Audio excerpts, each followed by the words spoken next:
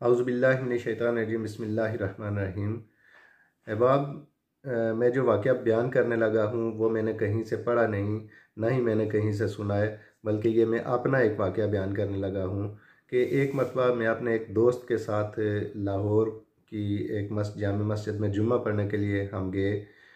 हम तकरीबन पहली सफ़ में बैठे हुए थे, तो वहीं पे एक बुज़ुर्ग भी आके हमसे थोड़ा सा फासले पे बैठ गए। उन्होंने अपनी जेब से खुशबू निकाली और ख़ुद लगाई और अपने इधर उधर वाले गिरदोनवा वाले दोनों तरफ वाले लोगों को वो खुशबू पेश की, उन्होंने लगाई। फिर उसके बाद उन्होंने हमें खुशबू दी, हमें भी लगाई खुशबू। और इसी तरह करते करते उन्होंने 5-10 लोग जो उनके करीब करीब थे उन सब को वो खुशबू लगाने के लिए पेश कर दी। और आनन फानन उस खुशबू से वो पहुंची तो चंद लोगों तक, लेकिन वो खुशबू से पूरी मस्जिद जो है वो महक उठी। अब हर पूरी मस्जिद में खुशबू ही खुशबू थी।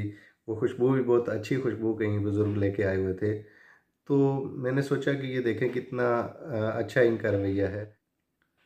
ये वाक़या बयान करने का मकसद ये है कि हमारे किरदार की भी ऐसे ही खुशबू होती है। अच्छे किरदार की खुशबू माशरा में दूर दूर तक फैल जाती है, और उसी तरह से फैल जाती है कि जैसे उस खुशबू ने, उन बुज़ुर्गों के हाथ की उस दी हुई खुशबू ने पूरी मस्जिद को मुअत्तर कर दिया था। इसी तरह से हमारा किरदार पूरे माशरा को मुअत्तर कर सकता है।